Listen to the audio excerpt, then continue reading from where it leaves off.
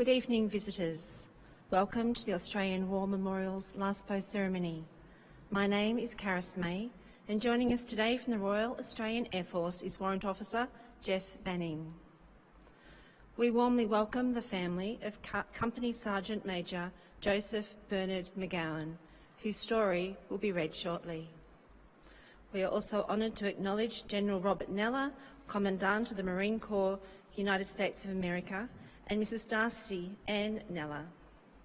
Also Lieutenant General Angus Campbell, Chief of Army, Australia, Sergeant Major Ronald Green, Sergeant Major of the Marine Corps, and the accompanying Australian and American delegation. We welcome the veterans who have served, those that are still serving, and the families that support them. We acknowledge the members of RSL and Services Clubs Association, RSL Victoria and RSL Queensland, who are watching the broadcast of this ceremony from around Australia. During the ceremony, wreaths will be laid at the base of the Pool of Reflection by family, visitors and students on behalf of the following schools. All of them from New South Wales. Our Lady Help of Christians Primary School from Lismore South, Pittwater House School, Collaroy, Dury Public School, St James Primary School from Katara South, and St Patrick's School from Lochinvar. To commence this evening's ceremony, I invite you all to stand and join in singing the National Anthem.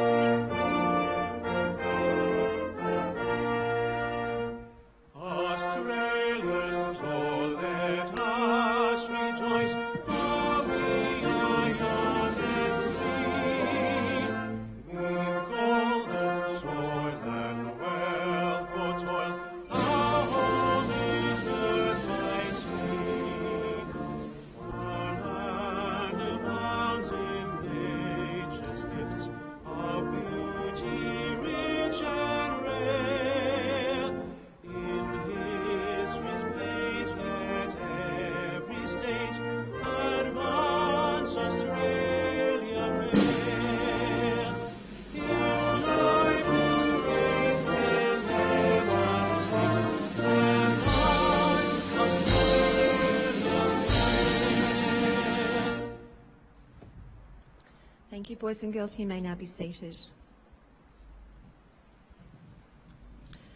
The Australian War Memorial was a vision of Charles Bean, Australia's First World War official historian. Bean landed with the Australian troops on Gallipoli and stayed with them at the front through to the end of the war. The idea of this national memorial and museum came to him at Pozières, France, in the depths of the bloody fighting of 1916. Bean's idea was that this would be a place where families and friends could mourn their loved ones buried in faraway places. It would also be a place that could help all Australians understand what these men and women had endured and what they had done for us. Bean's vision, to which we remain true, is best expressed as inscribed at the entrance to the memorial's galleries. Here is their spirit, in the heart of the land they loved, and here we guard the record which they themselves made. Tonight, we read the story behind just one of those on the Roll of Honour, which lists the more than 102,000 men and women who have given their lives for us in war and other operations for over more than a century. But first we present a lament, Flowers of the Forest. Wreaths and floral tributes will now be laid at the base of the Pool of Reflection.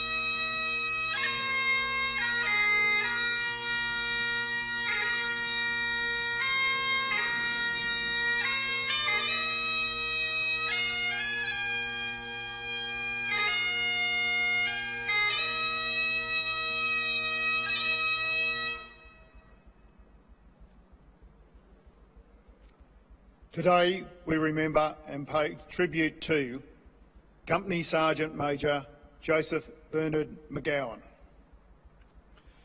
Joseph McGowan was born on the 18th of December 1879 in Dubbo, New South Wales, to John and Emily McGowan. He served as a cadet as a boy and then later with the Scottish Rifles around Newcastle. He was also an apprentice with Robertson and Company in Dubbo. He served for nearly 3 years in South Africa during the Boer War. After his return to Australia, he settled in Cobar, and on the 11th of January 1902, he married Margaret Butt. 7 children were born to the couple in the following years, 5 of whom survived infancy. McGowan worked in a variety of locations in Australia as an engine driver and a plate layer with the railways. His work took the family to Newcastle. He also spent time in Lautoka, Fiji, working on the railways for CSR Sugar. Following the outbreak of the First World War, McGowan enlisted on the 18th of July 1915 at Liverpool. After several weeks of training, he was posted to the newly raised 30th Battalion. He embarked with the battalion from Sydney on the 9th of November aboard the transport ship Beltana, bound for Egypt. Several months of training in the desert followed, as well as a week in hospital, suffering from lumbago. The 30th Battalion sailed for France in June, and it was not long until the men saw action. On the 19th of July, Australian and British troops attacked the German Sugarloaf salient at Fromelles. The 30th Battalion initially played a support role, but as Australian casualties mounted, the battalion was committed to the attack. By 8 a.m. on the 20th of July, the battle was over. The Australian 5th Division had suffered 5,533 casualties and was rendered ineffective as a fighting force. The 30th Battalion spent the remainder of 1916 rotating in and out of the frontline positions, but took no major part in offensive actions. McGowan was promoted to temporary corporal in August and corporal in October. In December, Brigadier General Harold Pompey Elliott wrote of McGowan's gallantry in his routine orders. He had led 4 patrols into no man's land, each time gaining valuable information. On one occasion, he was wounded by a gas shell and refused treatment until ordered by a superior officer. His leadership and courage was undoubted, and he was promoted to sergeant on the 1st of January 1917. The 30th Battalion was involved in pursuing the German army as it withdrew to the prepared defensive positions known as the Hindenburg Line, and was given the honour of occupying the town of Bapaume.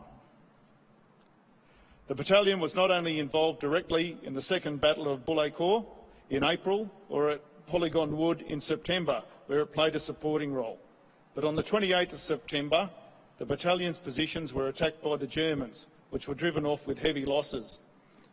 Several German posts remained, however, and McGowan, now a company sergeant major, decided to capture one of them. After placing a Lewis gun to cover his advance, he charged and took the post single-handedly, capturing 11 Germans, their weapons and their equipment. The following day, McGowan rescued a severely wounded comrade from no man's land under heavy artillery fire. He carried the man to company headquarters some distance behind the front line, and by his prompt action saved the man's life. He was recommended for special recognition and was awarded the Distinguished Conduct Medal. The next few months were relatively quiet time for the battalion. When the Germans began their spring offensive on the 21st of March, the battalion was in the front line near Messines. On the 24th of March, the day the battalion was being relieved to go into rest positions, the Germans shelled the Australian front line. McGowan was killed during the bombardment. His body was carried out with the battalion after their relief, and he was laid to rest in La Pastouve Farm Cemetery near Wolvergem. He was 38 years old. McGowan's name is listed on the Roll of Honour to my right, among more than 60,000 Australians who died while serving in the First World War.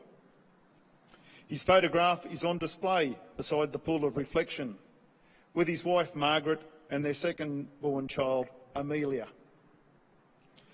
This is but one of the many stories of service and sacrifice told here at the Australian War Memorial. We now remember Company Sergeant Major Joseph Bernard McGowan, who gave his life for us, for our freedoms, and in the hope of a better world.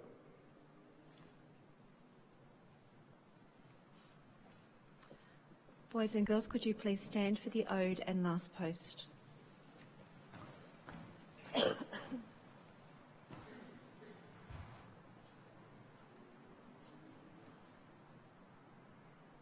They shall grow not old, as we that are left grow old. Age shall not weary them, nor the years condemn.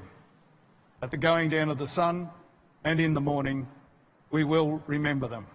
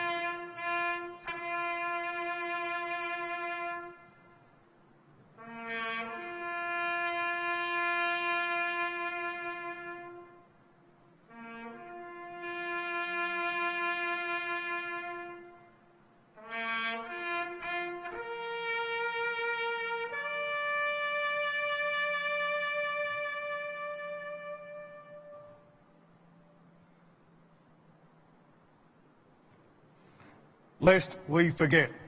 Lest we forget.